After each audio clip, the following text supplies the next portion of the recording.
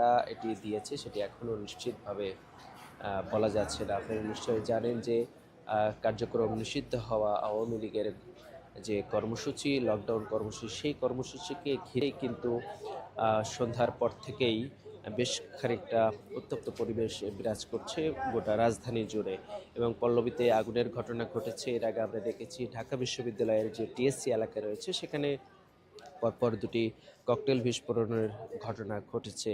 আমি যদি একটু আপনাদের দেখানোর চেষ্টা করি যে এই মুহূর্তে যে বাসটি রয়েছে সেই বাসটি কিন্তু আপনারা নিশ্চয়ই দেখতে পাচ্ছেন যে, এবং পুরো বাস কিন্তু একেবারেই পুড়ে গিয়েছে। আমি একটু আপনাদের আরও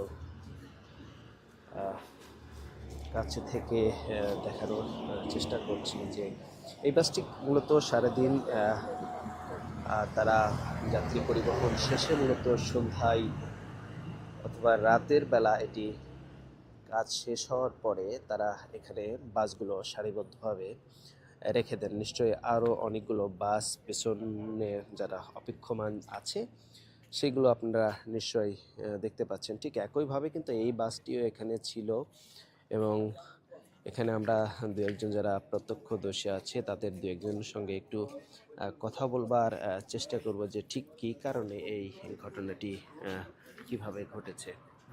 এবং পুরো বাসটি কিন্তু পুড়ে গিয়েছে। আমরা এখানে একজন প্রত্যক্ষদর্শী কথা বলছি, কথা বলতে। এই তেলের দাম বৃদ্ধি হওয়ার পরে ক্যান্টনমেন্টের ভিতরে যে গাড়ি ঘোড়াগুলি চলে ম্যাক্সিমাম গাড়ি ঘোড়াগুলি এই মহাজনরা ক্ষতিগ্রস্ত। তারপর আমরা চেষ্টা করি যেহেতু ক্যান্টনমেন্টের ভিতর দিয়ে চলে, আমরা সেবামূলক প্রতিষ্ঠান, এটা অনেকগুলি স্কুল কলেজ কোচিং সেন্টার প্রত্যেকটা স্টুডেন্টরাই এই ফলাফলগুলি আমরা পেয়ে থাকি এবং নিয়ে থাকি। কিন্তু আজকে এই যে বর্বরিচিত ঘটনা, এইটা আসলে জাতির কাছে একটা উদাহরণস্বরূপ এবং ন্যাক্কারজনক। আমরা ধিক্কার জানাই, যাতে কোনো দেশের মধ্যে অপ্রীতিকর সৃষ্টি ঘটনা কেউ ঘটাইতে না পারে, সে যেই হোক। আমরা চাই যারা করেছে তাদের আইডেন্টিফাই করে আইনের আওতায় এনে তাদের দৃষ্টান্তমূলক শাস্তি গ্রহণ করা হোক, দৃষ্টান্তমূলক শাস্তি গ্রহণ করা হোক। এটা আমরা যারা এই সেনার সদস্যরা যারা এই ম্যানেজমেন্টটা পরিচালিত করতেছি, আমরা এদের পক্ষ থেকে এটা আমার জোরালো আবেদন এবং অনুরোধ, এটা যেই করে থাকে তাদের খুঁজে বের করে দৃষ্টান্তমূলক শাস্তি ব্যবস্থা। আমরা কথা শুনছিলাম এখানে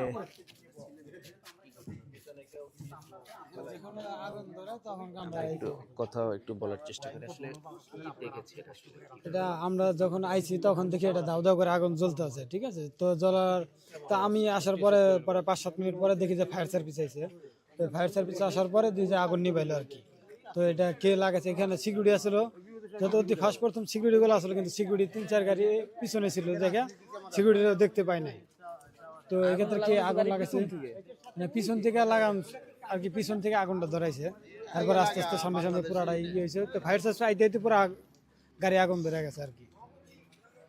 দর্শক কথা বলছিলাম আসলে তারা নিশ্চিতভাবে বলতে পারছেন না ঠিক কী কারণে এই আগুন কারা দিয়েছে, এবং এখানে আসলে নিরাপত্তা রক্ষীরাও ছিল, তারা মূলত আরও বেশ কিছুটা পেছনে ছিল। এখানে যারা দুর্বৃত্তরা তারা আগুন লাগিয়ে দ্রুত এই ঘটনাস্থল কিন্তু ত্যাগ করে চলে যায়। এবং এর পরপরই আমরা শুনছিলাম যে এখানে যে ফায়ার সার্ভিস, সেই ফায়ার সার্ভিস আসার পরে কিন্তু আগুন নিভিয়ে তারা চলে গিয়েছেন। এবং এখানে আরও বেশ কয়েকজন কথা বলছেন, আমরা একটু আরও দু একজনের বক্তব্য শুনবো। একটু আপনি এই সামনের মাঝখানটায় মাঝখানটায় থাকবেন আপনি। আমি সুন্দর করে বুঝাই দিয়ে গেছি, অথচ আগুন লাগার সময় আমি একটা ভিডিও দেখলাম যে সিকিউরিটি গার্ডের একজনকে এখানে দেখিনি। সিকিউরিটি গার্ডের গাফিলতির কারণে আমার গাড়িটা আজকে জ্বলা শেষ হয়ে গেছে। গাড়িটা আসলে পুরা শেষ। ভিতরে কি পরিমাণ ক্ষতি হয়েছে আমি ভিতরে মানে ঢুকে এখনো আইডেন্টিফাই করতে পারতেছি না। মানে 80% মোটামুটি গাড়ি পুরো শেষ। গাড়ি শেষ বলতে এই গাড়িটার পেছনে আপনি কেমন খরচ হয়েছিল, এখন সারাইতে গেলে বা কি পরিমাণে ক্ষয়ক্ষতি হয়েছে, কত টাকা এখন যদি আমি এই গাড়িটার পিছনে কাজ করতে চাই, গাড়িটা আবার পুনরায় রানিং করতে চাই রাস্তায়, মিনিমাম 10-12 লাখ টাকা চলে যাবে। কেমন পড়ছিল গাড়িটা ইয়ে করতে? গাড়িটা আমি যখন কিনি তখন আমি এটা সেকেন্ড হ্যান্ড কিনছি 13 লক্ষ টাকা দিয়ে। আচ্ছা, 13 লক্ষ টাকা দিয়ে কেনার পরে এই গাড়িটার পিছনে আমি আরো 5 লক্ষ টাকার কাজ করাইছি। এই গাড়িটা হচ্ছে আমাদের রোডের ভিতরে সবচেয়ে সেরা গাড়ি, নতুন গাড়ি আর কি। একদম নতুন গাড়ি। মোটামুটি আমি গাড়িটা নেওয়ার পরে আমি আমার মন মতন করে গাড়িটাকে সাজাইছি।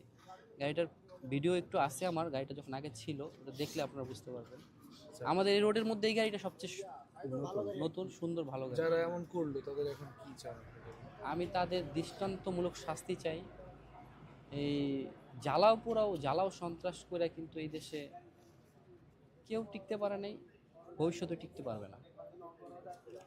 দর্শক, আমরা কথা বলছিলাম যে এই বাসটিতে আগুন দেয়া হয়েছে, সেই বাসের যিনি মালিক রয়েছে তার সঙ্গে কথা বলবার চেষ্টা করছিলাম। তিনি যেটি বলছিলেন যে আসলে তার এই বাসটি সারতে গেলে আরও অনেক টাকা খরচ হয়ে যাবে এবং এই ঘটনা যারা ঘটিয়েছে তাদের তিনি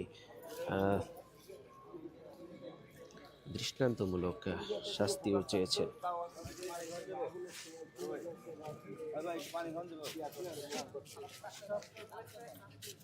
এবং দর্শক, আরেকটি বিষয় জানিয়ে রাখতে চাই আপনাদেরকে, যে এই ঘটনাটি কিন্তু রাত 12টার পরপরই এই ঘটনাটি ঘটেছে।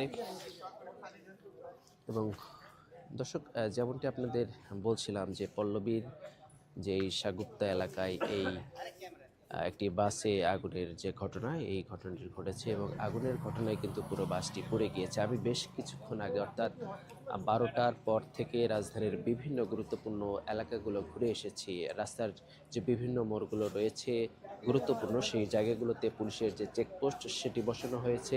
যাদেরকে সন্দেহভাজন মনে হচ্ছে সেই গাড়ি, মোটরসাইকেল এবং যানবাহন যেগুলো রয়েছে সেগুলো কিন্তু তল্লাশি চালানো হচ্ছে। একই সাথে আরেকটি বিষয় জানিয়ে রাখতে চাই যে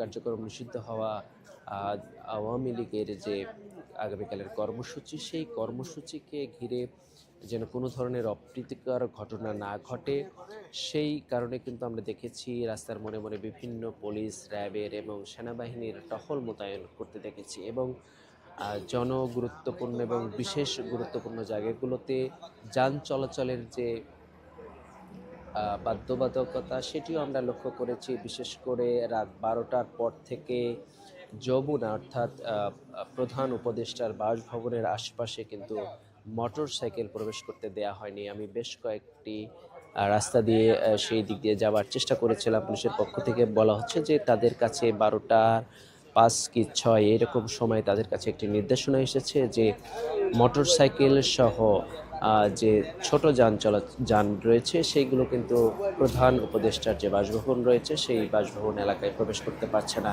এবং বাংলা মোটর 0 পয়েন্ট এলাকাও ঘুরে এসেছি, মতিঝিল, ফকিরাপুল, নয়াপল্টন এই এলাকাগুলো ঘুরে বিজয় সরণি, মিরপুর 10, পল্লবী এই এলাকাগুলো কিন্তু বেশ কিছুক্ষণ আগে আমি ঘুরে এই পল্লবীর যে সাগুপ্তা সেই এলাকায় এসেছি। আমরা দেখেছি যে রাস্তার মোড়ে মোড়ে বিভিন্ন জায়গায় পুলিশের যে নিরাপত্তা বেষ্টনী সেটি বসানো হয়েছে, চেকপোস্ট বসানো হয়েছে এবং তারা যাদেরকে সন্দেহ করছেন সেই গাড়িগুলো তল্লাশি চালানো হচ্ছে। তো এই ছিল সার্বিক পরিস্থিতি। যদি এক কথাই বলতে চাই, এখন পর্যন্ত সন্ধ্যার পর থেকে দু একটি বিচ্ছিন্ন ঘটনা ছাড়া বড় কোনো ধরনের ঘটনা ঘটেনি। এর মধ্যে পল্লবীর যে সাগুপ্তায় যে একটি বাসে অগ্নিকাণ্ডের ঘটনা ঘটেছে, অন্যদিকে তেজগাঁয়ে একটি পরিত্যক্ত ট্রেনের বগিতে সংযোগের চেষ্টা হয়েছে এবং ঢাকা বিশ্ববিদ্যালয়ের টিএসসি এলাকায় 2টি ককটেলের বিস্ফোরণ ঘটেছে।